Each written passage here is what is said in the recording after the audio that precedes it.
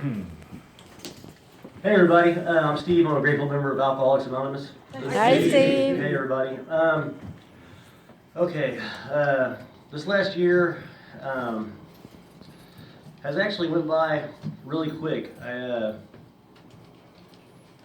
never imagined it'd be that way though. I for 25 years thought that I was one of those unfortunates they talk about in the book. You know, I thought that there was just no way on this earth that I could ever get sober. I had just confined myself to just trying to make it through life the best I could, trying to be a functioning addict, which we all know is impossible. So it was a real struggle. I guess I started doing drugs. I started like huffing gas and stuff when I was probably 10 or 11 years old. I think I got upset. I was always a good baseball player when I was really young, and I guess I was a late bloomer, and you know, the guys were getting bigger than me, and I was, you know, starting to fade out of, you know, first string positions and stuff, and that kind of bothered me. So, you know, one of my buddies that I went to school with, one day after school asked me to come over, and that's when I started doing that. I probably did that for, I don't know, a year and a half, maybe 2 years, and then I got into drinking quite a bit. Drank daily and smoked marijuana until I was about 16 years old, and it never really had bothered anything in my life. I mean, my grades suffered, I guess, and I wasn't doing very well in school. But I still thought that I had everything under control at that point. I thought I had everything under control for a really long time, actually, which is a real lie. But I guess, I mean, for me anyway, I never understood how, you know, messed up my life was until I got sober and started looking at myself, you know. When I started doing meth and cocaine, I just snorted it at first, and most of my friends were shooting it by the time we were 17 years old, and they all thought, you know, oh, Steve, you're such a good dude, you know, you just snorted it, man, keep it up, keep it up. Yeah, so I got props for not shooting it, you know. But it wasn't long until I started shooting it, and you know, I'd probably knock the guy out if I could find him. The way it happened was I was selling cocaine, and this guy, I was probably 20 years old, 19 or 20 years old, and this guy would come down from St. Joe and buy 9 ounces of coke from me like once a week, and he had come down, and I'd sold him his 9 ounces, and we decided we were going to go to a hotel and party for a while. So I brought like an 8-ball with me, and I was feeding 3 people, so that went by real quick. And the guy,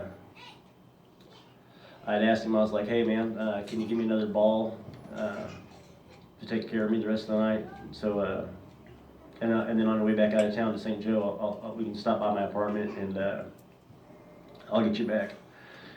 And he refused and said the only way he was going to give me any is if I shot it. So I sat there for about 20 minutes, struggling with that whole situation, and jonesing and looking at the floor, and, you know, not having any fun, I guess. And so I broke down and said, okay, I'll give it a try.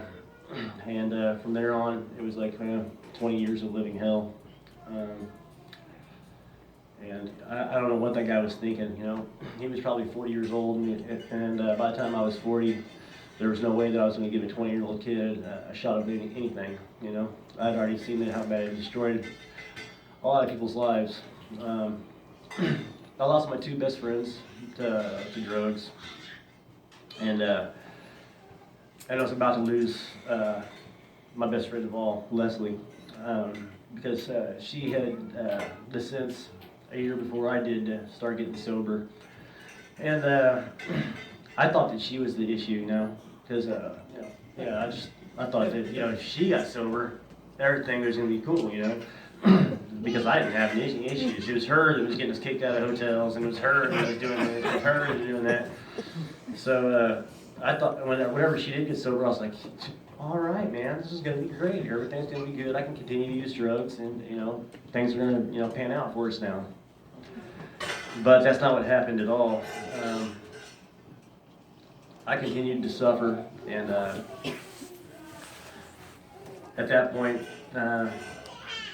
she was hanging out with me less and less, and hanging out here with you guys, and she'd always ask me to come in there and come to these meetings, but and I would every once in a while, but I'd come in like, just gacked out of my head, Yeah.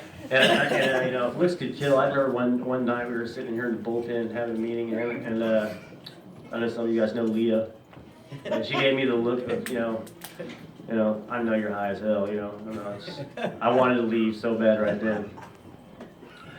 But I stuck it out, but I just kept using. And I remember, asking her what was different for her this time, and she just said, that she was doing what you guys told her to do, and that was come to these meetings, get a sponsor, pray to a higher power, and ring your sponsor if you have to, and just those simple things. And I was like, it can't be that easy, man. It cannot be that easy. But and like I said, I'd never given it a real shot before, because I just thought that I was beyond any help. So I remember her one night, saying to me, and it was a pretty good analogy because it kicked my ass, I guess.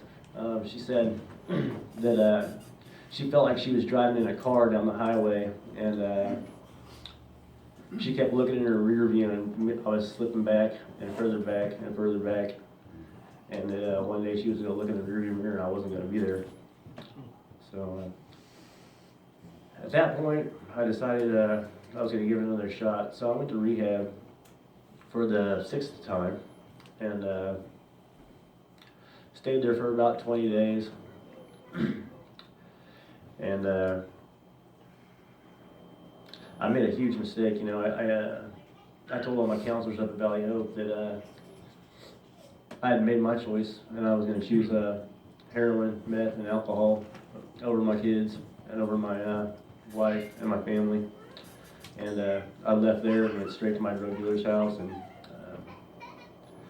stayed high for about 2 weeks, practically killing myself every night. Couldn't hardly get my needle capped, and I felt my breath, falling out of my lungs. And every night for those 2 weeks, when I passed out, I was sure I wasn't waking up. I was sure I wasn't waking up, but every time I would, and I was like, damn, still here. But after those 2 weeks of being super lonely, man, because at this point, my mom and dad had both seen Leslie with success, and it went from enabling to absolutely no enabling. They were hardly even talking to me, and wouldn't let me stay at their houses, so I was sleeping outside or sleeping wherever I could.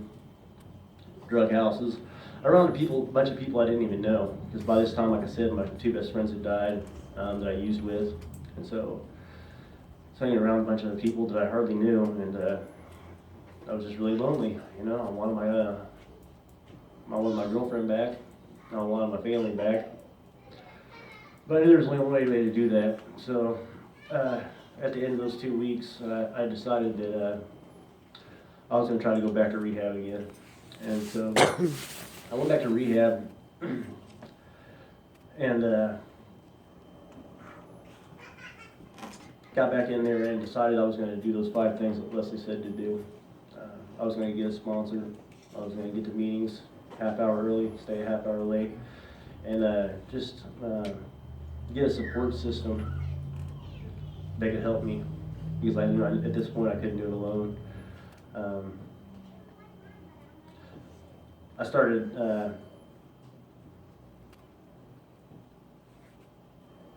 I guess realizing that God had always been there, and I was the one that was shutting him out. He wasn't shutting me out. And it makes a huge difference in my life today. I wake up every morning and I pray to God, and try to every night before I go to bed. Sometimes I'm a little too tired to just pass out. And to me, God is a like super vital part to this program. I think that the relationship you build with your higher power is the most important one there is, you know. And so I guess I got out of rehab, and I started working the steps with a sponsor, and he ended up not being a very good sponsor, I guess, because I got through step 5 with him, and he had some issues up here at the hall. Something about that bench out there. I think some of you guys know who I'm talking about. And he said, I'm not going to be going to that hall anymore. You might want to find a different sponsor. Right after I dumped my guts to him. I was like, okay.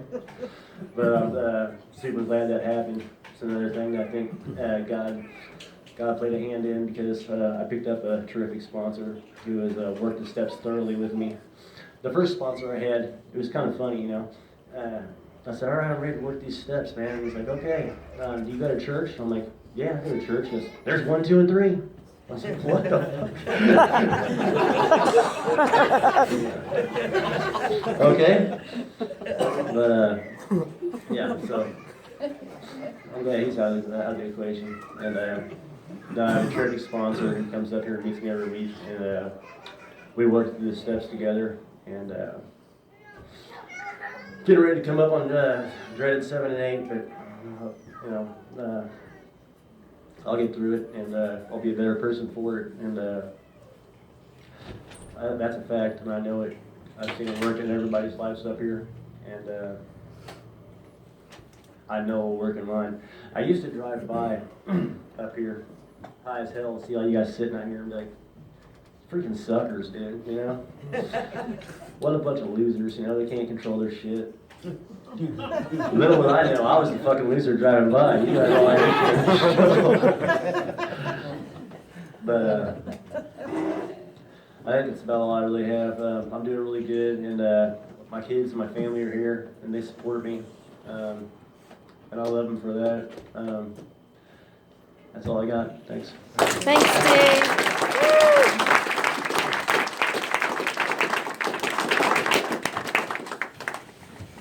Thanks, Steve.